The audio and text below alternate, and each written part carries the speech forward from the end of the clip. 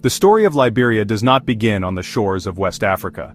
It actually begins thousands of miles away, in the fields and cities of the United States, with an idea that was, well, as complex as it was ambitious. In the early 1800s, a group of prominent white Americans, through the American Colonization Society, sought a solution to what they called the problem of a growing population of free black people. Their plan was to encourage these individuals, along with formerly enslaved people, to emigrate to Africa. They called this new land Liberia, a name that comes from the Latin word for free, and its capital, Monrovia, was named in honor of U.S. President James Monroe, who was a supporter of the project. This was presented as a chance for black people to escape the crushing racism of America and, build a nation of their own. For the emigrants who made that perilous journey across the Atlantic, it was a promise of liberty and self-determination, things that had been denied to them in the land of their birth. They were leaving a country where their rights were non-existent and their futures looked pretty bleak. They carried with them the architecture, the language, the religion, and the political structures of the United States. They modeled their new constitution, their flag, and their government on the American system they had just fled. This deep connection to America wasn't just about nostalgia, it was really the very foundation upon which their new identity as Americo-Liberians was built, creating a powerful and lasting link between the two nations right from the start. But this American-style republic was being planted in a land that was already home to many. Over a dozen distinct indigenous ethnic groups, each with their own rich cultures, languages, and social systems, had inhabited the region for centuries. The arrival of the settlers, who saw themselves as bringing civilization and Christianity to what they called a dark continent, immediately created a fundamental tension. The dream of freedom for one group was built on the land of another, setting the stage for a conflict that would define Liberia for the next 200 years. The United States, having sponsored this exodus, was now intrinsically tied to the fate of this new nation. A nation born from its own internal contradictions about race and freedom. The early years were a struggle for survival, but the Americo-Liberians persevered, establishing a government and declaring independence in 1847. The United States, hesitant to formally recognize a black republic while slavery was still legal at home, waited until 1862 to do so. Yet, its influence remained undeniable. American currency was used, American missionary groups established schools and churches, and the political elite looked to Washington for guidance and protection. This relationship was not one of equals. It was, honestly, a paternalistic bond, where the United States saw Liberia as a unique responsibility, a small piece of America transplanted onto African soil, a project whose success or failure would reflect on its own ideals. From the moment they established control, the Americo-Liberians created a society that mirrored the very hierarchy they had escaped in the United States, but with one crucial difference: they were now at the top. They made up just a tiny fraction of the population, never more than a few percent. Yet they held all the political power and controlled the nation's economic resources. They viewed the indigenous majority, whom they often called country people or natives, as uncivilized and in need of assimilation. This condescending attitude created a deep and enduring chasm between the ruling elite and the masses they governed, a divide that was social, political, and economic. This ruling class dominated every aspect of Liberian life for over a century. To participate in politics or gain access to education and economic opportunities, indigenous Liberians were often forced to abandon their own cultures and adopt the customs of the settlers. They had to change their names, convert to Christianity, and speak English. This system of cultural erasure was a tool of control, making sure that power stayed concentrated in the hands of the Monrovia-based elite. The system basically created two Liberias, one for the privileged descendants of the American settlers, and another for the vast indigenous population who were treated as subjects in their own land. The economic structure reinforced this social divide. The Americo-Liberian government granted vast land concessions to American companies, often without consulting or compensating the indigenous communities who lived on and farmed that land.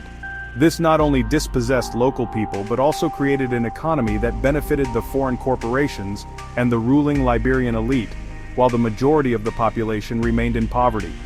This arrangement made sure that the wealth generated from Liberia's natural resources flowed out of the country or into the pockets of the few, further entrenching the power imbalance and fueling resentment that simmered for generations. For more than 130 years, this system was the unquestioned reality of Liberia. The Americo-Liberian government, often a one-party state run by the true Whig Party, maintained its grip on power through a combination of patronage, legal maneuvering, and sometimes, well, force. Indigenous people had little to no voice in how their country was run. Their grievances over land, lack of opportunity, and political exclusion were consistently ignored. This long history of marginalization was not just an unfortunate byproduct of the nation's founding. It was, in fact, a deliberate and sustained policy that laid the groundwork for the explosive violence that would eventually tear the country apart. The United States' relationship with Liberia deepened significantly during the Cold War, but this support was driven less by a sense of historical responsibility and more by, well, strategic self-interest. Liberia's geographic location on the Atlantic coast of Africa made it an invaluable asset for the United States in its global ideological struggle against the Soviet Union. Washington established major communication facilities in the country, including a powerful Voice of America transmitter and an Omega navigation tower, both of which were crucial for its diplomatic and military operations across the continent and beyond.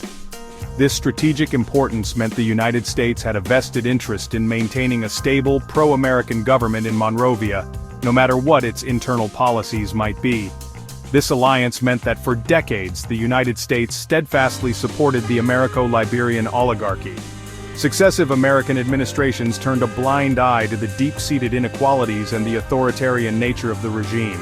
As long as the government in Monrovia remained a reliable partner in the fight against communism, its treatment of the indigenous majority was not a primary concern for Washington. This unwavering support helped to entrench the Americo-Liberian elite, giving them a sense of impunity and security. They knew that no matter how deep the resentment grew at home, they could count on the backing of the world's most powerful nation. The dynamic shifted dramatically in 1980, when Master Sergeant Samuel Doe, an indigenous man from the Kron ethnic group, led a bloody military coup. He overthrew and executed President William Tolbert Jr., ending 133 years of Americo-Liberian rule. Initially, many indigenous Liberians celebrated the coup as a moment of liberation. The United States, after a brief hesitation, quickly embraced Doe's regime. Fearing that a new, unstable government might pivot toward the Soviet bloc, Washington showered Doe with financial and military aid, far more than any previous Liberian leader had received. The United States chose stability and strategic alignment over democratic principles. By backing Samuel Doe, the United States traded one form of autocracy for another. Doe's rule quickly became brutal and corrupt, marked by intense ethnic favoritism toward his own Kron group and violent suppression of his political opponents.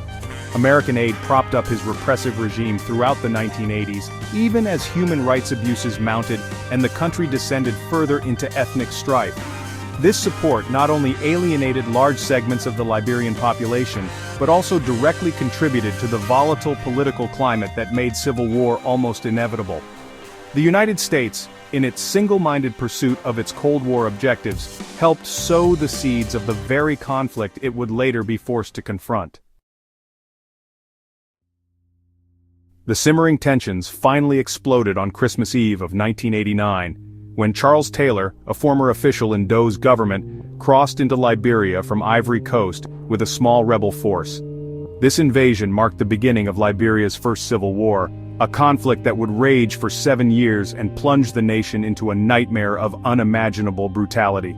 Taylor's National Patriotic Front of Liberia, or NPFL, quickly gained support from those who had been oppressed by Doe's regime, particularly from the Geo and Mono ethnic groups. The war was not just a fight for political power, it devolved into a chaotic free-for-all of ethnic slaughter, with multiple factions committing horrific atrocities against civilians. The violence was honestly characterized by its extreme cruelty. Child soldiers, some as young as 9 or 10, were drugged and forced to fight, becoming both victims and perpetrators of unspeakable acts. Massacres in churches and villages became all too common. Warlords financed their operations by plundering the country's rich natural resources, diamonds, timber, and iron ore, creating a war economy that thrived on chaos. The fighting destroyed what little infrastructure the country had, leaving cities in ruins and the population scattered. By the time a fragile peace was brokered in 1997, the war had claimed the lives of over 200,000 people and displaced more than 1 million, creating a legacy of trauma that would haunt the nation for years to come. The peace, though, did not last. The 1997 election, held under the intimidating slogan, "He killed my ma, he killed my PA, but I will vote for him," brought Charles Taylor to the presidency. Fear, not hope, was the primary motivator for voters. However, Taylor's rule was no less corrupt or violent than his time as a warlord. His continued support for rebels in neighboring Sierra Leone led to international sanctions and isolation. In 1999, a new rebellion backed by Guinea began in northern Liberia, sparking the Second Civil War. This conflict was just as devastating as the first, reigniting the cycle of violence and displacement and pushing the Liberian people to the brink of total collapse. By 2003, the country was in ruins. The Second War had killed tens of thousands more and displaced hundreds of thousands. The capital, Monrovia, was besieged, with its inhabitants trapped without food, clean water, or medicine. The suffering was immense, leaving deep psychological scars on an entire generation. The wars left behind a shattered economy, a traumatized population, and a political landscape dominated by the very warlords who had orchestrated the destruction.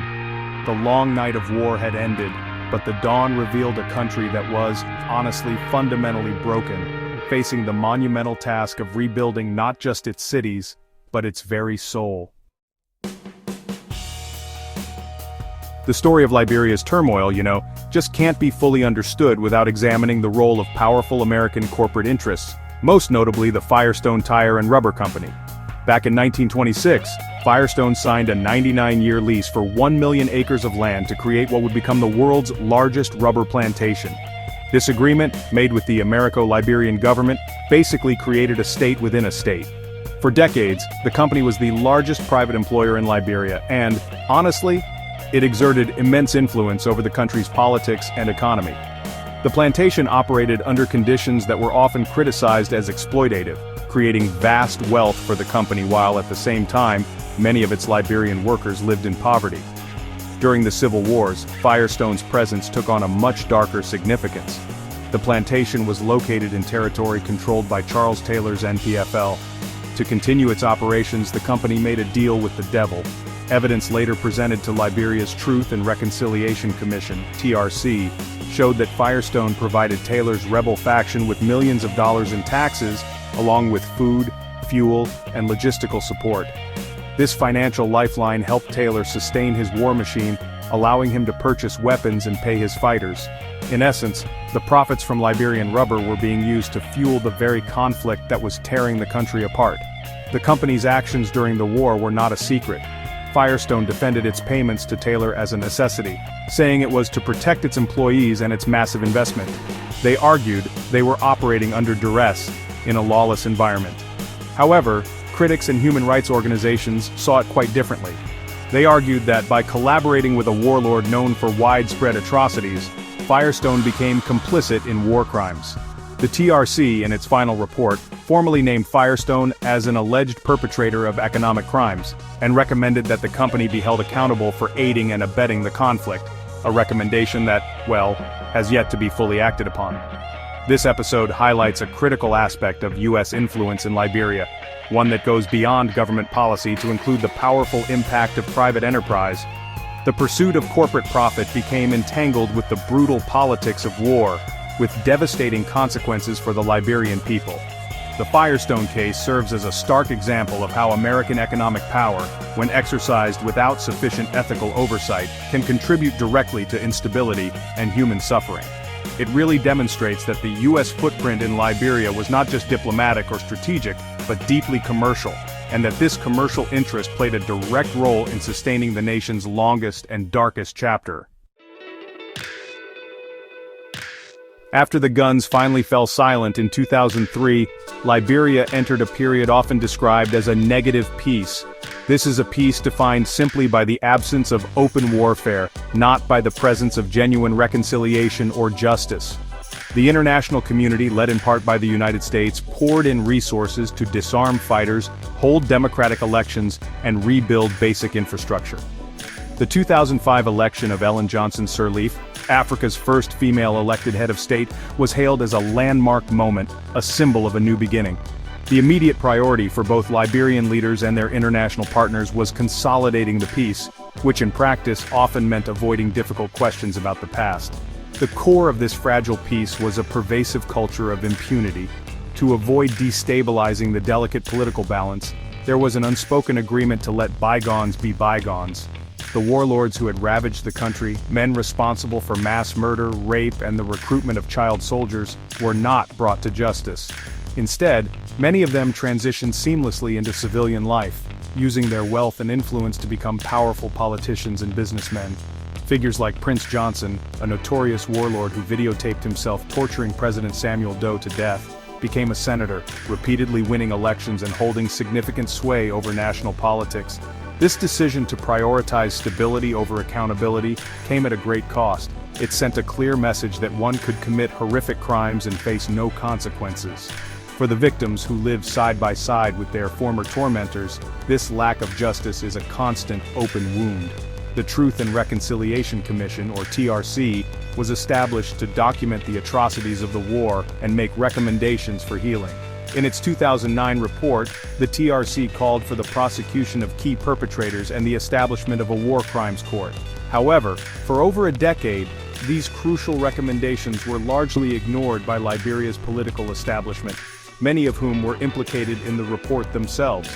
The result is a society where the trauma of the war remains unresolved, simmering just beneath the surface of daily life.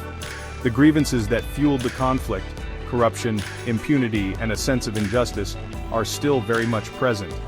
While the country has not returned to open conflict, the foundations for a lasting peace remain shaky. This quiet after the storm is not true peace. It is a holding pattern, a tense and uneasy calm built on the dangerous premise that forgetting the past is the same as healing from it.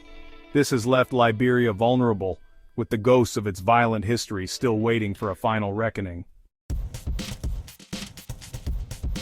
After nearly 15 years of inaction, the demand for justice has finally gained unstoppable momentum.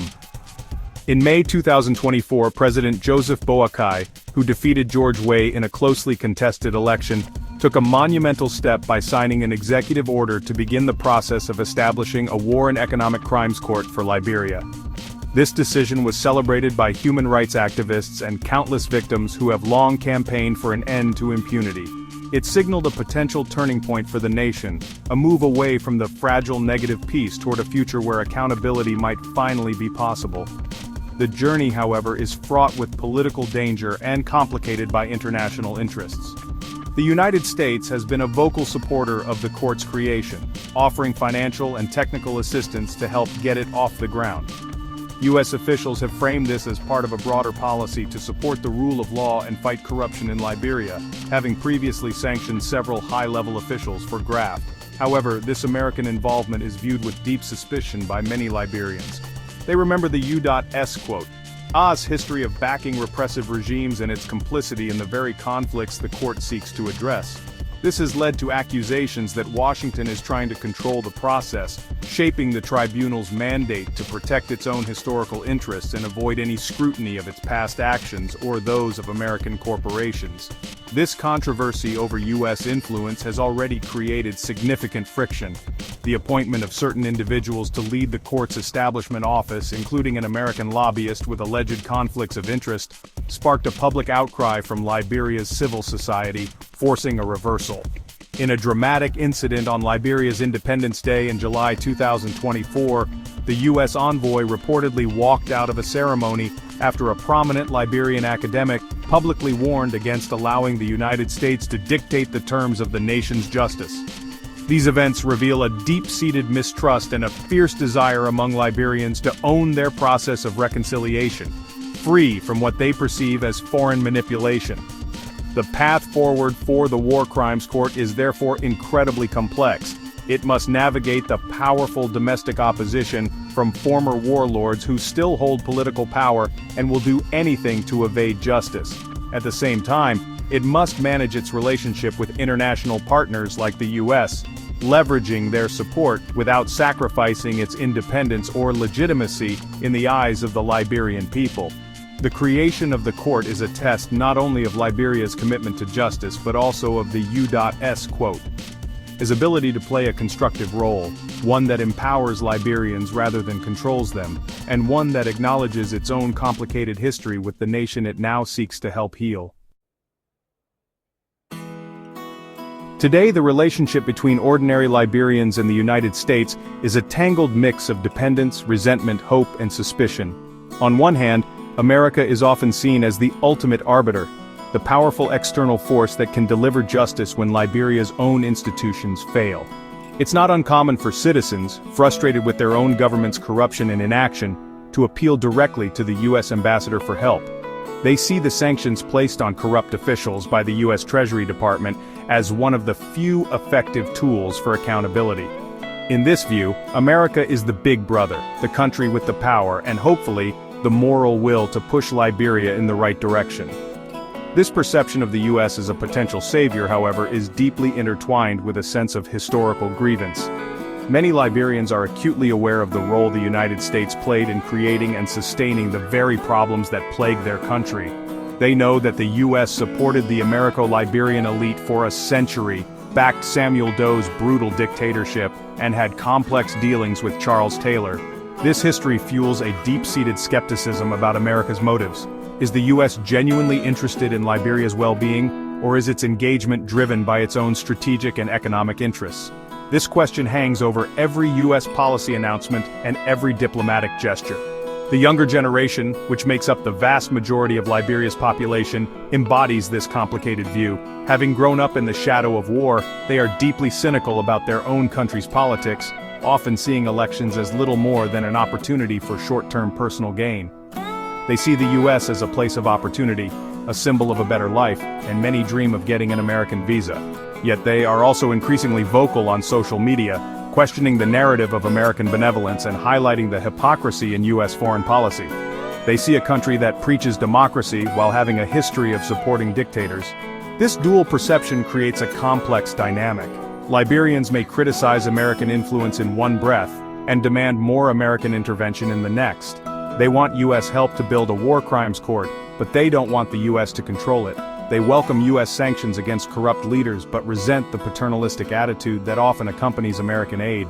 This complicated embrace is the legacy of a 200-year relationship defined by power imbalances.